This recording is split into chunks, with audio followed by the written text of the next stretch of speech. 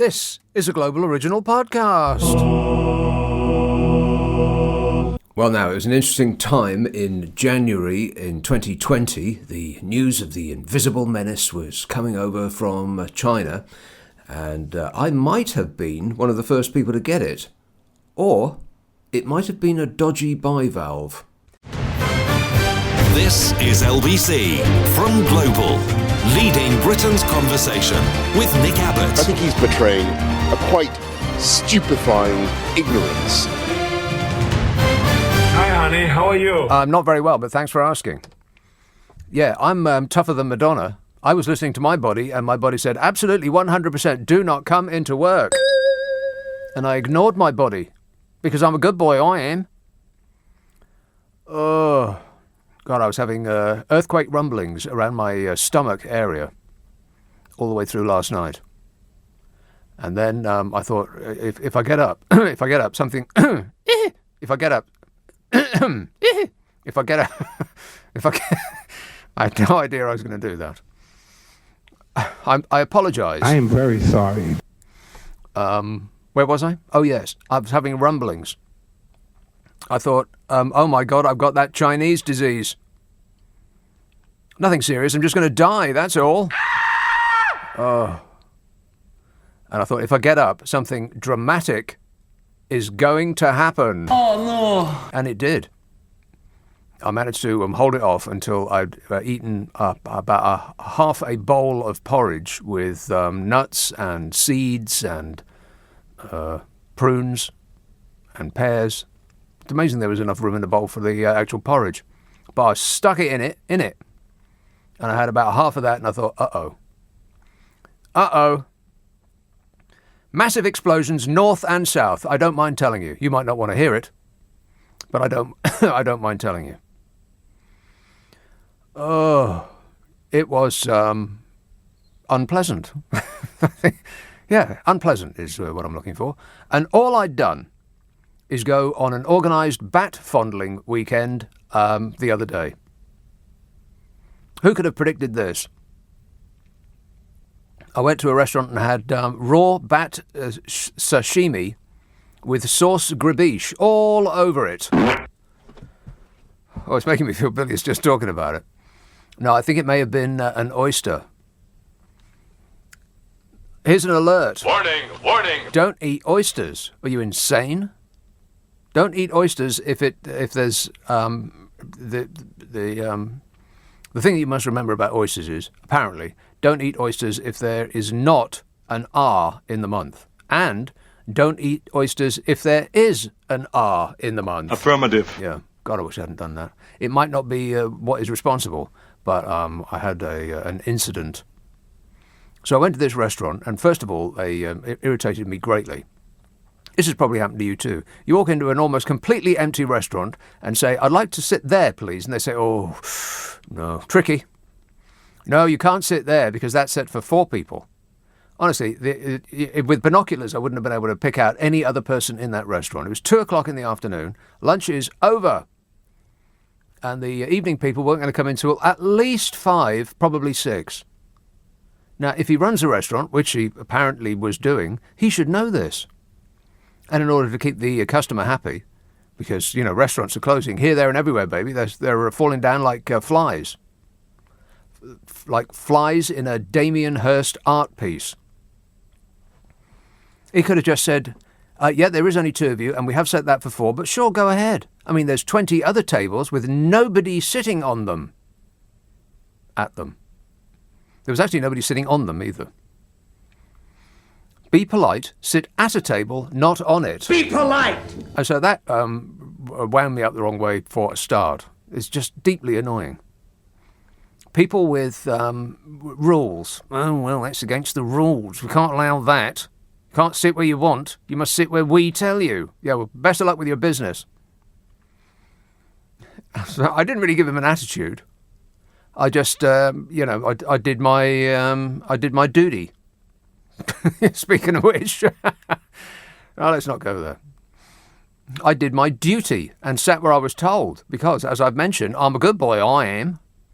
And so I sat and fumed momentarily, and then I just let it go, being, a grown-up. And so on the menu was a steak pie, and I thought, hey, that sounds pretty good. Steak pie with or without oysters. And I thought, well, let's just go all in, shall we? And I ordered it with oysters. Oh, no. Yes, big mistake, huge.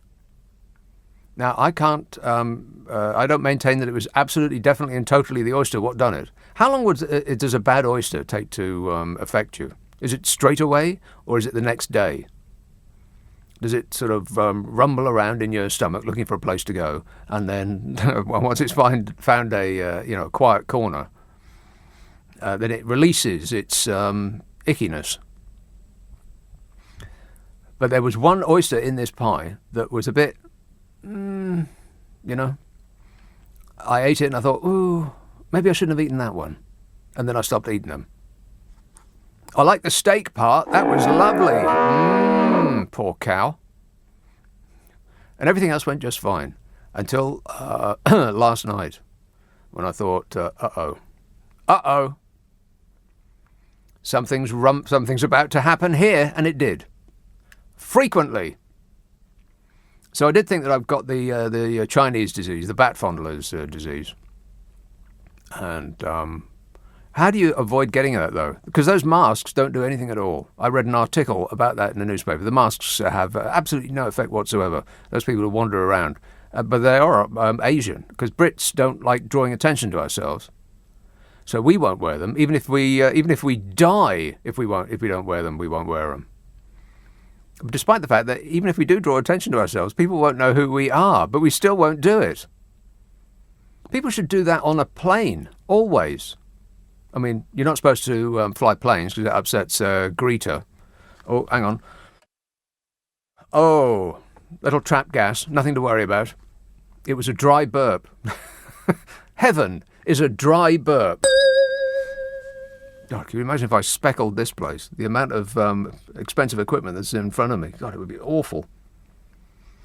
I'd have to work overtime just to pay him back.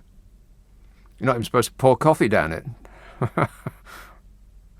Which I haven't done, by the way. Wasn't me. Oh, so I evacuated everything that was in there. It came out one way or the other. And then I went back to bed and I slept for about 3 hours. That was my favourite part, when I was unconscious. Other than that, I thought, driving here, I thought, the roads that I drive on are quite narrow. So if I have to stop and do the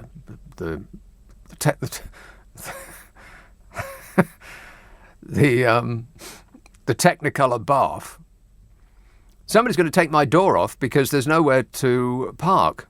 And if you're hanging out of your own car into traffic, then that is not a great step forward in road safety. So I'm lucky to be alive. And I did it for you because I love you. This says, raw oysters are delicious with lemon juice. I don't ever want to hear about oysters again for as long as I live. I mean, I'm not an oyster eater. I don't ordinarily go to fancy places. I think it's the second time I've ever eaten an oyster in my life. The first time was... See, I hadn't heard about this, not eating it in a month that hasn't got an R in it, as in the summer. And it was the height of summer, and I was in an otherwise completely empty restaurant that was just on the verge of closing down. So they got some oysters in. They were keen to get rid of them. And I thought, well, they've got a sale on. A sale on oysters. Warning, warning. Yeah, just back away. That wasn't pleasant either. When will I learn my lesson? What an idiot I am. No, Nick, you're not an idiot. It could have happened to anybody. Why do you beat yourself up like that? Can I please get a bit of help in here? Anne says, oh, you silly boy eating posh nosh. Stick to meat and 2 veg. But I do hope you're better soon. You are a case, Nick Abbot. Bless you. A case? What does that mean? A case of what? Hot oysters. Left out in the sun.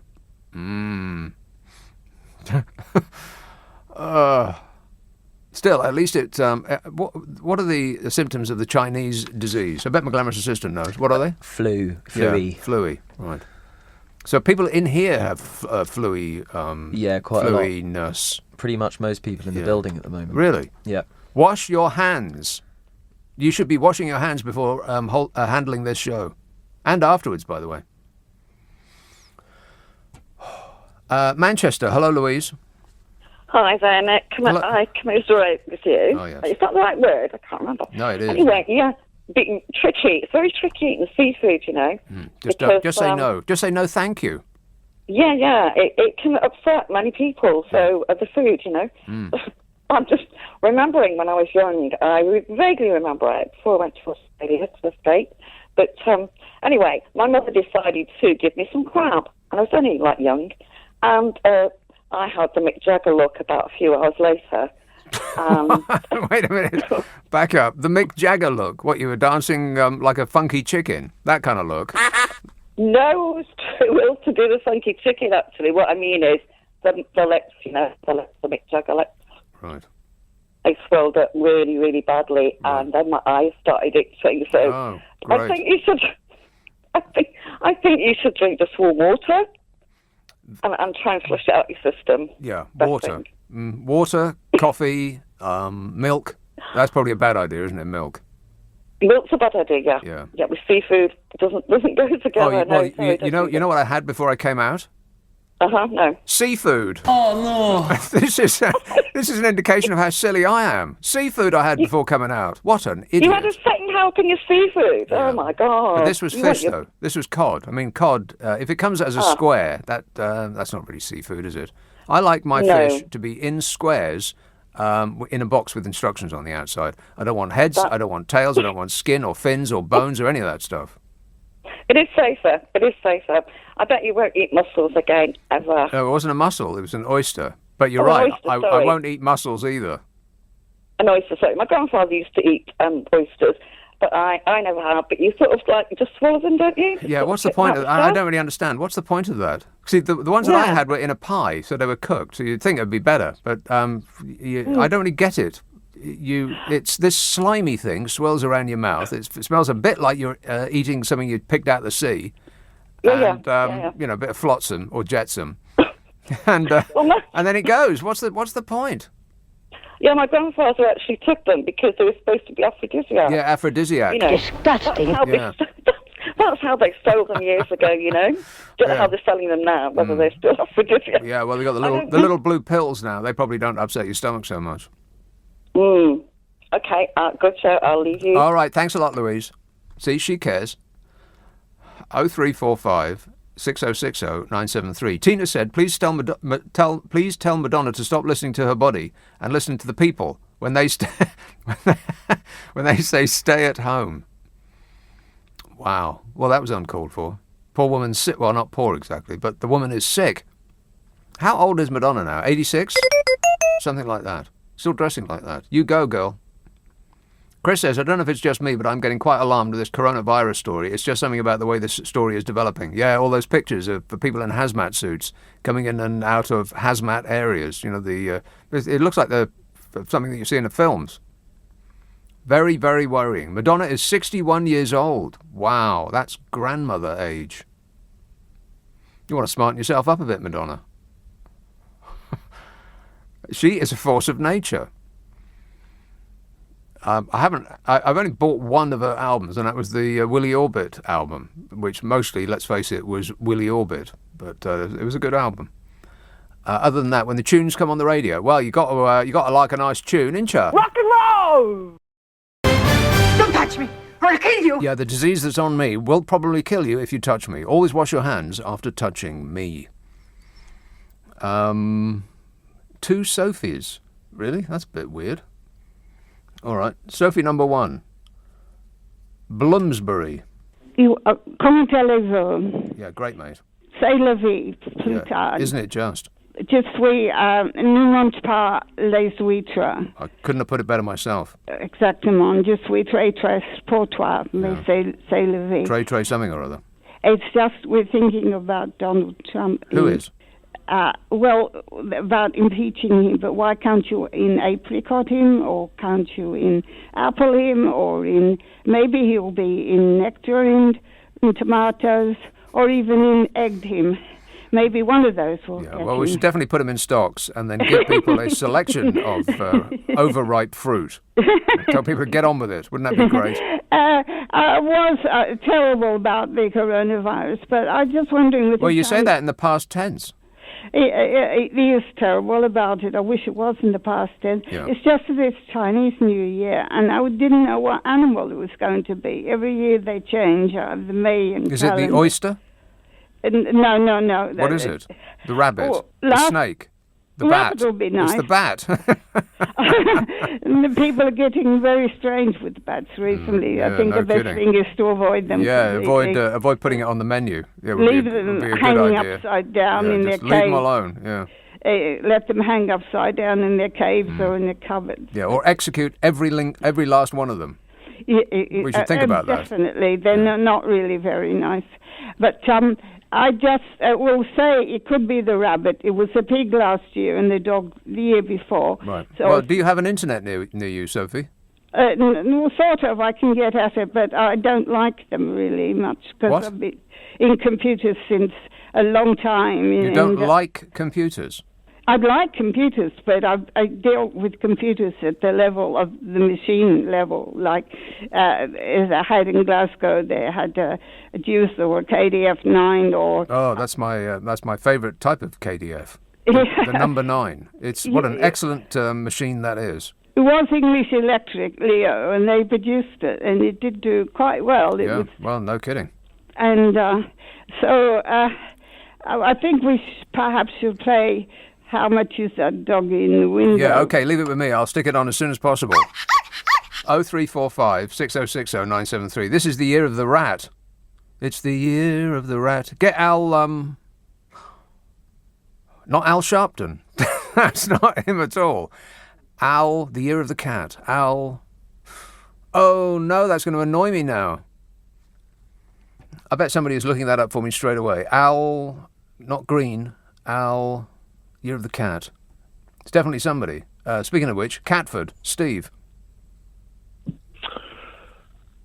Hello, Nick. Big intake Hello of breath. there. Yes. Yes. Al Thompson. Steve, can you please speak directly into the phone? I am doing that, Nick. Well, don't take Al that Green, attitude. Not Al Green. You got me.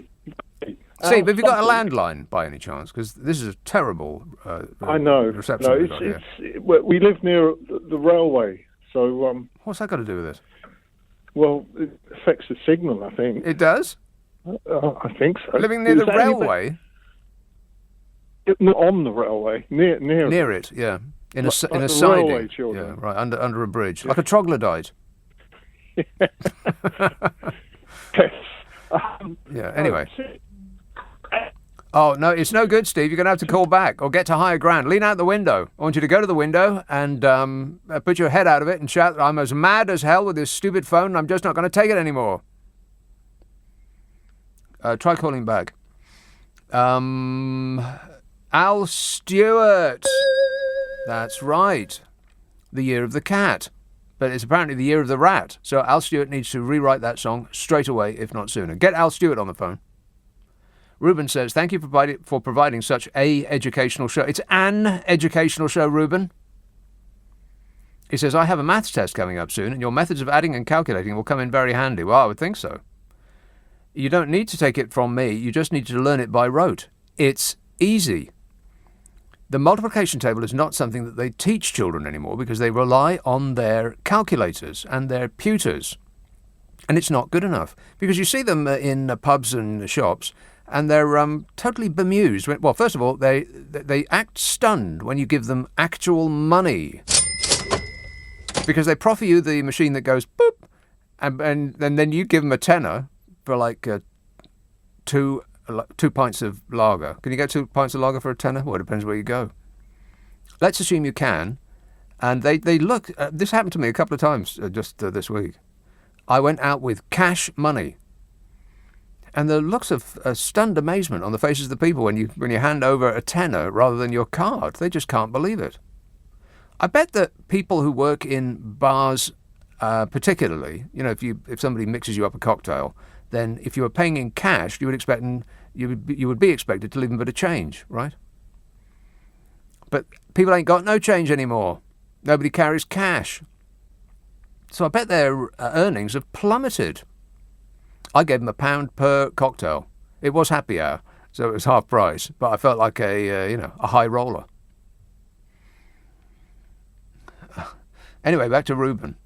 I have a maths test coming up soon, and your methods of adding and calculating will come in very handy. No, it's not my methods. It's the teacher at the school that I went to drummed it into us. They did. Learn your multiplication tables. Learn how to add up and subtract. It's important. Don't rely on the machine.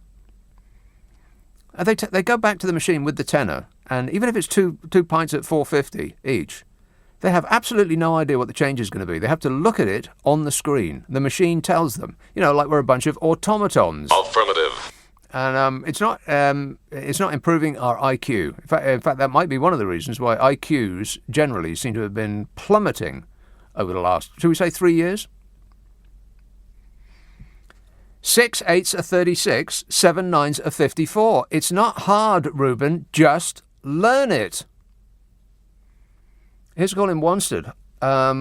Sophie. How are you? Good, thanks. Well, not good. Why are you asking me that? Are you even listening to this show? I missed the first 5 minutes. I'm apologising. Yeah, I've got a rumbling and I'm bumbling. I know, I heard about the oyster. Yeah. That was today, wasn't it? It was, yes. Earlier, I woke up this morning. I have to stop singing. You're becoming like Steve Allen. Steve Allen sings? In the morning. Is that how he fills his show? He sings out the tabloid gossip. The American Songbook. Have you heard this one? Yeah, exactly. And for my next tune. Yeah. But before my prawn story, I have to say I agree with you. I would have a request, by the way. If I tuned in and Steve Allen was singing, I would call in with a request. Hey, Steve, stop singing. No, he's actually quite good. Okay, then. Well, what does he sing?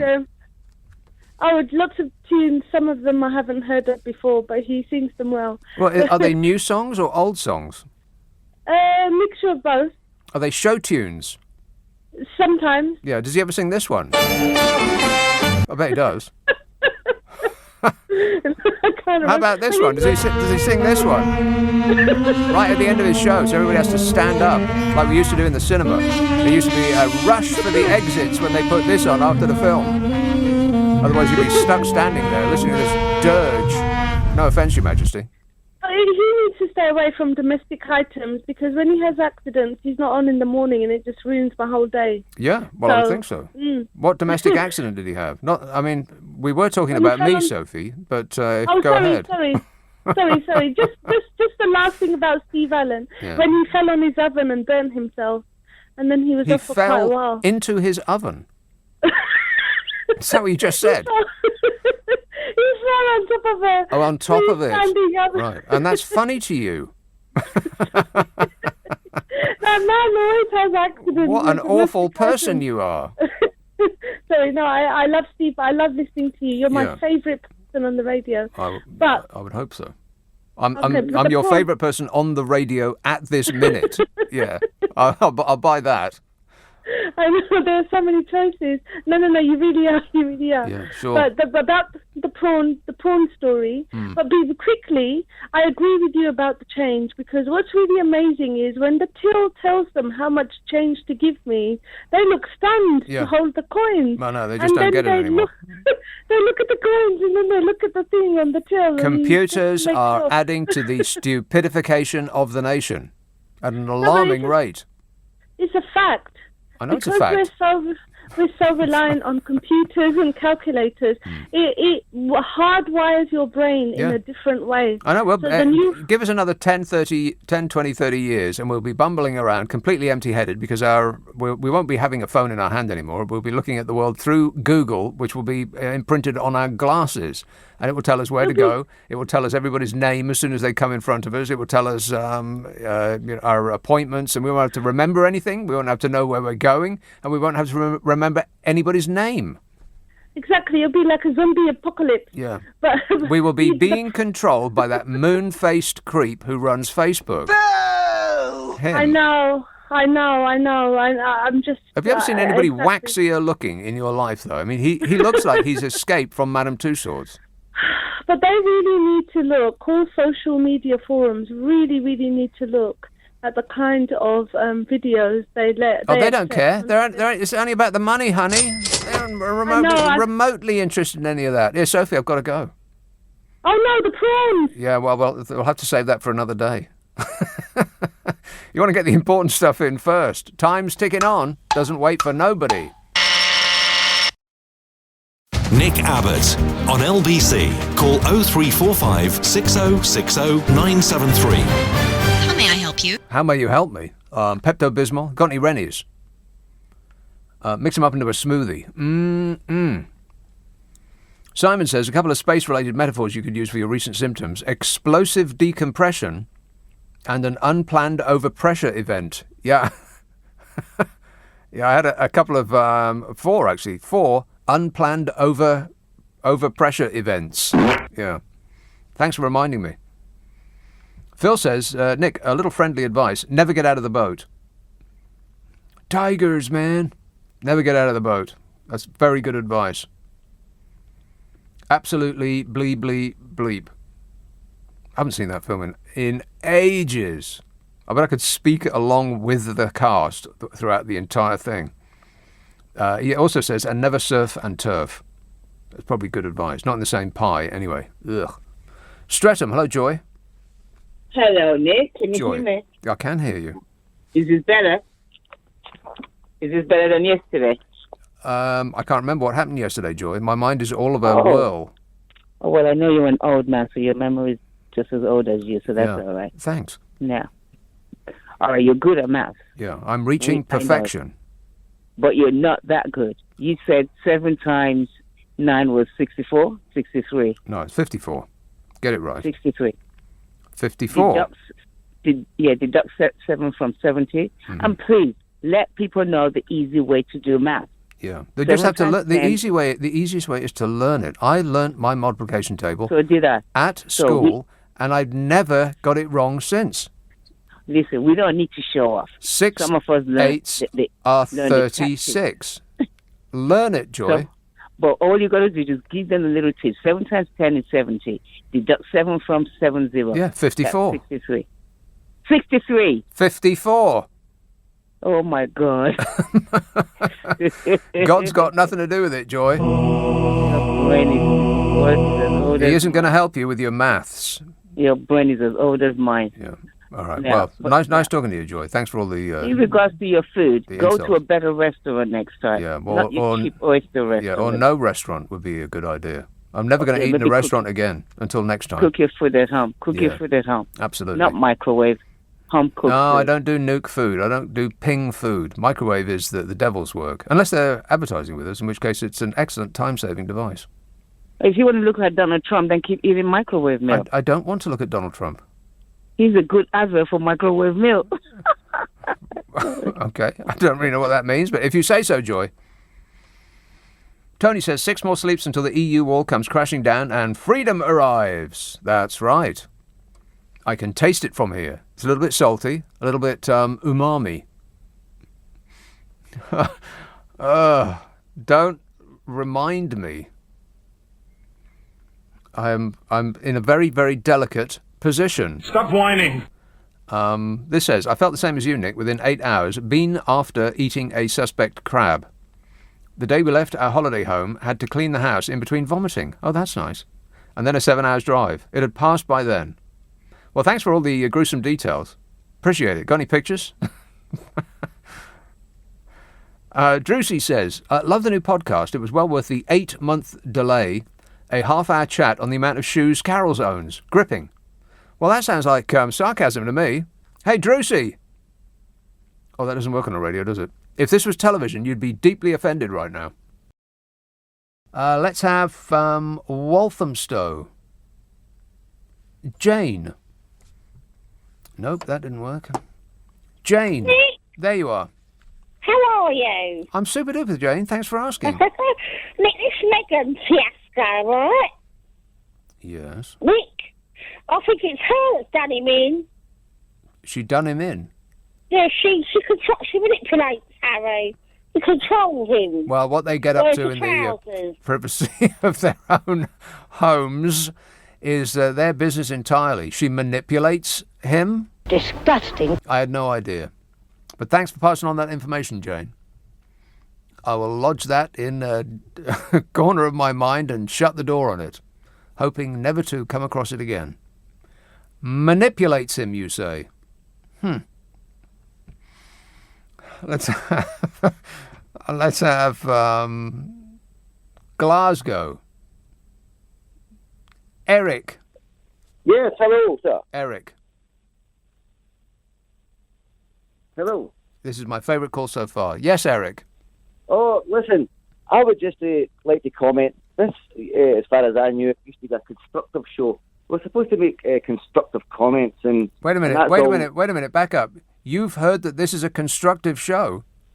Oh, well, it's my favourite show. I'm sorry, but you have been sadly misinformed, sir.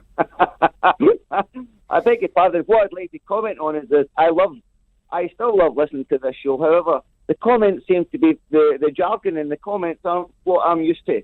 And it's starting to go, we're diverting off different subjects here. And I think we should be more constructive and nice to each other.